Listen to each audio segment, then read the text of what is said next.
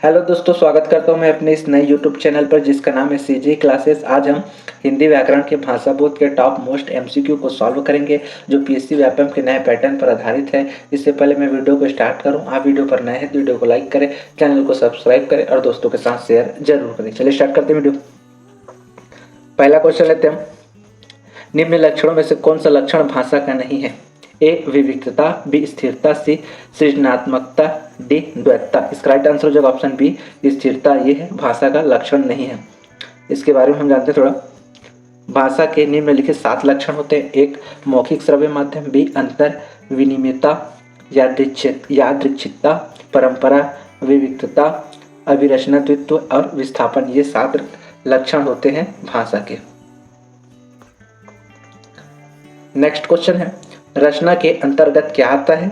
सही विकल्प चुनिए। अर्थ, अलंकार, भाषा, बी भावार्थ, व्याख्या, कारक, सी अर्थ, भावार्थ, व्याख्या, डी व्याख्या, संज्ञा, वर्ड। इसका राइट आंसर हो जाएगा आपका ऑप्शन सी अर्थ, भावार्थ, व्याख्या। अगला क्वेश्चन लेते हैं, देवनागरी लिपि में लिखी जाती है अंग्रेजी, पंजाबी, उर्दू, हिंदी। अंग्रेजी नहीं लिखी जाती, पंजाबी नहीं लिखी जाती, उर्दू नहीं जाती। इसका राइट आंसर हो जाएगा हिंदी देवनागरी लिपि में लिखी जाती है। देवनागरी लिपि जिसमें अनेक भारतीय भाषाएं तथा कुछ विदेशी भाषाएं लिखी जाती है, जिसमें संस्कृत, पाली, हिंदी, मराठी, सिंधी, बोडो आदि भाषा शामिल है। उच्चारणगत त्रुटियों का कारण है, एक पहला ऑप्शन है ए वाक्य यंत्र के दोष, बी क्षेत्रीय बोली का प्रभाव, सी भाषा के महत्व को नहीं समझना, डी उच्चारण स्थल का सही ज्ञान न होना। इसका राइट आंसर हो जाएगा ऑप्शन डी उच्चारण स्थल का सही ज्ञान न होना उच्चारणगत त्रुटियों का कारण है।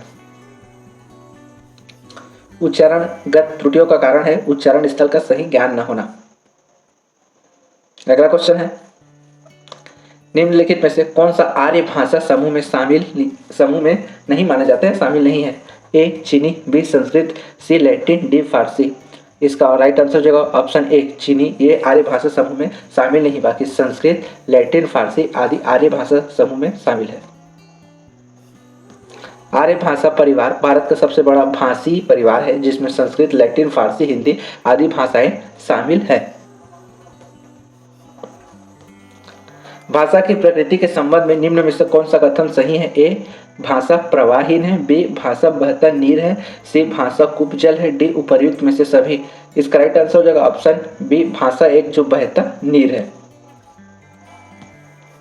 भाषा के प्रकृति के संबंध में यह कथन है कि भाषा एक बहता नीर है। अगला क्वेश्चन लेते हैं, निम्न में से कौन सा कथन उपयुक्त या सही नहीं है? ए भाषा प्रतीकों का ढांचा है, बी भाषा मानव की जन्मजात संपत्ति है, सी संस्कृति की तरह भाषा भी विद्यमान है, डी भाषाई संप्रेषण से जानकारी देते हैं। इसका राइट आंसर हो जाएगा ऑप्शन बी भाषा मानव की जन्मजात संपत्ति है। ये आपका गलत है, मतलब ऑप्शन बी राइट हो जाएगा। अगला क्वेश्चन है, हिंदी व्याकरण का मानकीकरण करने वाली संस्था को किस नाम से जाना जाता है? ए हिंदी भाषा अध्ययनशाला, बी केंद्रीय हिंदी निदेशालय, सी हिंदी भाषा प्रवर्तक संस्थान, डी केंद्रीय हिंदी विकास संस्थान। इसका राइट आंसर हो जाएगा ऑप्शन बी केंद्रीय हिंदी निदेशालय।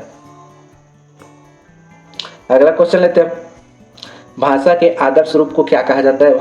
भाषा के आदर्श रूप को क्या कहा जाता है? परिनिष्ठित भाषा, बी मानक भाषा, सी ए और बी दोनों, या डी इनमें से कोई नहीं। इसका राइट आंसर हो जाएगा ऑप्शन सी परिनिष्ठित भाषा और मानक भाषा। परिनिष्ठित भाषा बोली को जब व्याकरण से परिष्कृत किया जाता है तब वह परिनिष्ठित भाषा कहलाता है। ऐसी भाषा बोली का विकसित होकर परिनिष्ठित भाषा, मतलब जिसमें व्याकरण संबंधित दोष ना हो, उसे परिनिष्ठित भाषा कहते हैं। मानक भाषा जिस भाषा का प्रयोग समाचार पत्र, रेडियो, दूरदर्शन आदि शासकीय कार्यालयों में किया जाता है उसे कहते हैं मानक भाषा। लिपि किसे कहते हैं? ए ध्वनि चिन्हों का लिखित रूप, बी लिखने की कला, सी लेखनी, डी वर्णमाला का लिखित रूप। इसका राइट आंसर हो जाएगा ऑप्शन ए ध्वनि चिन्हों का लिखित रूप को लिपि कहा जाता है। लिपि का लेखन प्रणाली का अर्थ होता है किसी भाषा की लिखावट या लिखने का ढंग। ध्वनियों को लिखने के लिए जिन चिन्हों का प्रयोग किया जाता है उन्हें लिपि कहते हैं।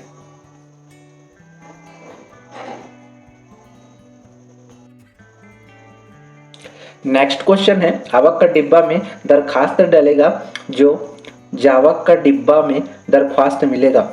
यह उदाहरण किस भाषा का है? ए मानक भाषा का है, बी अमानक भाषा का है, सी उपमानक भाषा का है या डी क्षेत्रीय मानक भाषा का है। इसका राइट आंसर हो जाएगा ऑप्शन बी अमानक भाषा का है। अमानक भाषा किसे कहते हैं? अमानक भाषा जिसका मानकीकरण ना हुआ हो अर्थात उसमें व्याकरण संबंधी दोष हो जिसे अमानक भाषा कहते हैं। ऐसी भाषा जिसका मानकीकरण ना हुआ हो अमानक भाषा कहलाती है। अमानक भाषा में व्याकरण परिनिष्ठता नहीं होती, इसमें व्याकरण संबंधी अशुद्धियां रहती है, जैसे शक्ति, कांति, रीता, इंदु आदि ये शब्द हैं जिसमें अमानक शब्द है। नेक्स्ट क्वेश्चन है, विभाषा किसे कहते हैं? विभाषा किसे कहते हैं? आपको बता दूं, विभाषा जो है हिंदी क्षेत्र के प्रमुख बोलियों को विभाषा कहते हैं, जैसे ब्रज भाषा, अवधी भाषा, खड़ी बोली। ए खड़ी बोली हिंदी को, हिंदी क्षेत्र के प्रमुख बोलियों को, हिंदी क्षेत्र की शेष बोलियों को, एक छोटे से क्षेत्र में बोली जाने वाली भाषा को, इनमें से कोई नहीं। इसका राइट आंसर हो जाएगा हिंदी क्षेत्र की प्रमुख बोलियों को विभाषा कहते हैं, तो ऑप्शन इसका बी राइट हो जाएगा। विभाषा हिंदी क्षेत्र की प्रमुख बोलियों को विभाषा कहते हैं। हिंदी की विभाषाएं हैं ब्रज, अवधी, खड़ी बोली और भोजपुरी, मैथिली आदि। नेक्स्ट क्वेश्चन है, देवनागरी लिपि का विकास किस प्राचीन लिपि से हुआ? ए ब्राह्मी लिपि से, बी गुरुमुखी से, सी सौरसेनी से, डी अपभ्रंश से, ई पाली से। इसका राइट आंसर हो जाएगा ऑप्शन ए ब्राह्मी लिपि से। ब्राह्मी लिपि ये लेफ्ट टू राइट लिखी जाती है, ब्राह्मी लिपि। देवनागरी लिपि का विकास ब्राह्मी लिपि से हुआ। यह लिपि बाई से दाई ओर लिखी जाती है। देवनागरी लिपि को लोकनागरी लिपि एवं हिंदी लिपि भी कहा जाता है। नेक्स्ट क्वेश्चन है, हिंदी किस परिवार की भाषा है? ए ऑस्ट्रिक की, बी द्रविड़ की, सी चीनी तिब्बती, डी भारूपी, ई इनमें से कोई नहीं। इसका सही उत्तर हो जाएगा ऑप्शन डी भारूपी भाषा का परिवार है हिंदी भाषा। नेक्स्ट क्वेश्चन है, इसके बारे में पढ़ते हुए जानते हैं। हिंदी भारूपी भाषा परिवार के अंतर्गत आधुनिक भारतीय आर्य भाषा है जिसका विकास कार्यों की मूल भाषा संस्कृत से हुआ है। नेक्स्ट क्वेश्चन है, हिंदी किस परिवार की भाषा है? इसको हमने देख लिया, इसका राइट आंसर हो जाएगा ऑप्शन डी भारूपी, ये रिपीट हो चुका है। खड़ी बोली का मूल नाम क्या है? ए कौरवी, बी अवधी, सी भोजपुरी, डी मैथिली, ई इनमें से कोई नहीं। इसका सही उत्तर हो जाएगा ऑप्शन ए कौरवी, खड़ी बोली का मूल नाम है। खड़ी बोली का मूल नाम है कौरवी। इसका अन्य नाम बोलचाल की हिंदुस्तानी, सरहिंदी और वर्नाक्युलर खड़ी बोली आदि है। खड़ी बोली का मूल नाम, ये क्वेश्चन फिर से रिपीट हो गया, सॉरी, ऑप्शन ए कौरवी आ जाएगा। नेक्स्ट क्वेश्चन है, जिन ध्वनि चिन्हों द्वारा मनुष्य परस्पर विचार विनिमय करता है उनकी समष्टि को कहते हैं? ए स्वर कहते हैं, बी व्यंजन कहते हैं, सी भाषा कहते हैं, डी वर्ड कहते हैं, इनमें से कोई नहीं। इसका सही उत्तर हो जाएगा ऑप्शन सी भाषा कहते हैं। भाषा शब्द संस्कृत के भाष धातु से हुआ है। भाष धातु का अर्थ वाणी की अभिव्यक्ति, भाषा सरलता एवं प्रौढ़ता की दिशा में सतत गतिशील है भाषा। नेक्स्ट क्वेश्चन है, मानकीकरण के 3 सोपान कौन कौन से हैं? आप यहाँ पर देख सकते हैं, राइट लगा है, ऑप्शन डी राइट हो जाएगा। बोली, भाषा, मानक भाषा, ये 3 सोपान होते हैं मानकीकरण, किसी वाक्य को मानकीकरण करने के लिए। नेक्स्ट क्वेश्चन है, इसके बारे में हम जानते हैं कि मानकीकरण किसे कहते हैं। मानकीकरण बोली का विकसित होकर परिनिष्ठित भाषा का रूप ले लेना। परिनिष्ठित भाषा अर्थात जिसमें व्याकरण संबंधी दोष ना हो उसे कहते हैं परिनिष्ठित भाषा। ये होती है मानकीकरण की प्रक्रिया। गल्प शब्द हिंदी में किस भाषा से लिया गया है? ए मराठी से लिया गया है, बी बांग्ला से, सी गुजराती से, डी पंजाबी से। इसका सही उत्तर हो जाएगा ऑप्शन बी बांग्ला से लिया गया है गल्प शब्द। नेक्स्ट क्वेश्चन है, भाषा की अच्छी कक्षा में क्या क्या होना चाहिए? ए भाषा की कक्षाएं पाठ पढ़ाकर उस पर प्रश्न उत्तर तक सीमित हो, बी दूसरा भाषा की कक्षा पाठ्य पुस्तक और प्रश्न पुस्तक तक सीमित हो, सी भाषा की कक्षा को पाठ्य पुस्तक के अतिरिक्त आसपास की दुनिया उनके अपने अनुभवों से जोड़ा जाए, चौथा भाषा कक्षा में विद्यार्थी को सोचने तथा अपनी सोच को व्यक्त करने, अपने शब्दों को अर्थ देने के मौके उपलब्ध कराए जाए। इसका सही उत्तर हो जाएगा ऑप्शन, एक ऑप्शन और है इसका, ऑप्शन ए कथन 1 और 2 सही है, ऑप्शन बी कथन 3 सही है, ऑप्शन सी कथन 2, 3, 4 सही है, ऑप्शन डी कथन 3 और 4 सही है। इसका सही उत्तर हो जाएगा ऑप्शन डी कथन 3 और 4 सही है, ये दोनों सही है। नेक्स्ट क्वेश्चन है, हिंदी भाषा के विकास का सही क्रम कौन कौन से है? पहले आया संस्कृत, फिर आया पाली, प्राकृत, अपभ्रंश, अवहट, हिंदी। हाँ, ये सही उत्तर ये हो जाएगा ऑप्शन ए। आप यहाँ पर चार्ट देख सकते हैं, हिंदी का विकास कैसा हुआ। 1500 ईसा पूर्व से 500 ईसा पूर्व तक वैदिक काल एवं लौकिक साहित्य में संस्कृत भाषा बोली जाती है। फिर संस्कृत से हुआ ये पाली, 500 ईसा पूर्व से 1 ईस्वी तक बुद्ध के उपदेश। फिर हो गए प्राकृत, 1 ईस्वी से 500 ईस्वी तक जन समाज की भाषा बनी। फिर आ गए अपभ्रंश, पुरानी हिंदी कहते हैं, 500 ईस्वी से 1000 ईस्वी तक लोक भाषा। फिर आ गया अवहट, अवहट 900 ईस्वी से 1100 ईस्वी तक अवहट भाषा। फिर आ जाता है आपका हिंदी, 1000 ईस्वी से 1 ईस्वी तक बुद्ध के उपदेश। आप इसे ट्रिक के साथ याद कर सकते हैं, एस इस पा करके, एस मतलब संस्कृत, पी मतलब पाली और पी मतलब प्राकृत, ए मतलब अपभ्रंश, ए मतलब अवहट, एच मतलब हिंदी। आप इसे याद कर सकते हैं। नेक्स्ट क्वेश्चन है, निम्नलिखित में से 4 विकल्पों में से उस विकल्प का चयन करें जो दिए गए वाक्य के लिए उचित विकल्प हो। भाषा की सबसे छोटी इकाई किसे कहते हैं? वर्ड कहते हैं। आप सब जानते हैं, ऑप्शन बी राइट हो जाएगा इसका। नेक्स्ट क्वेश्चन है, भारतीय संविधान के किस अनुच्छेद में हिंदी के विकास के लिए निर्देशों की चर्चा की गई है? ऑप्शन ए अनुच्छेद 346, बी अनुच्छेद 351, ऑप्शन सी अनुच्छेद 343, ऑप्शन डी अनुच्छेद 349। इसका सही उत्तर हो जाएगा ऑप्शन बी अनुच्छेद 351। आगे इसके बारे में थोड़ा जानते हैं। अनुच्छेद 343 क्या है? संघ की राज्य भाषा हिंदी और लिपि देवनागरी में होगी। अनुच्छेद 346 में कहा गया है एक राज्य और दूसरे राज्य के पत्राचार की राजभाषा होगी। अनुच्छेद 351 में कहा गया हिंदी राजभाषा के विकास के लिए निर्देश दिए गए। अनुच्छेद 349 भाषा के संबंधित कुछ विधियां अधिनियमित करने के लिए विरोध प्रक्रिया दी गई है।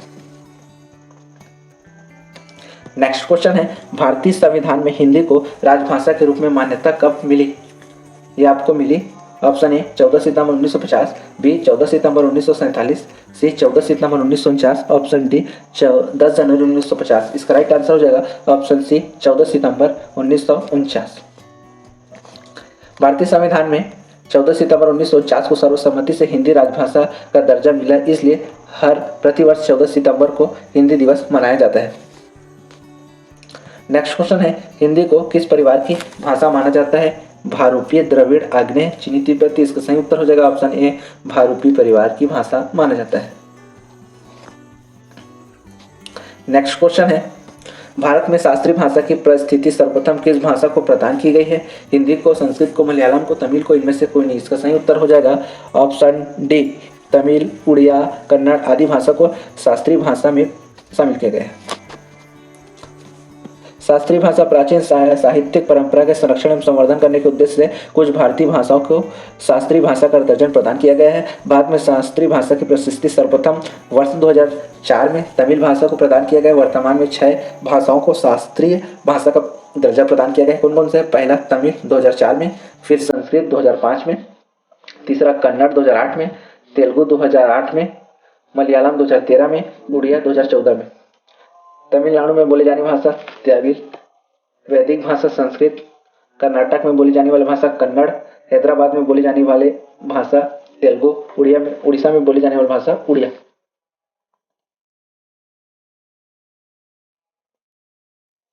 नेक्स्ट क्वेश्चन है, आजकल हम जिस हिंदी को लिखते हैं बोलते हैं उसके प्रारंभिक रूप को पुरानी हिंदी या अवहट कहते हैं। इस अवहट के उद्भव का सही क्रम है संस्कृत, पाली, अपभ्रंश, अवहट। ये राइट गलत है। संस्कृत यहाँ पर पाली आ गया, ये भी गलत है। ऑप्शन डी संस्कृत अपभ्रंश गलत है। संस्कृत, पाली, प्राकृत, अवहट, ये आ जाएगा आपका हिंदी। यहाँ पर आएगा पहले अपभ्रंश, फिर आएगा आपका हिंदी। ऑप्शन सी राइट हो जाएगा।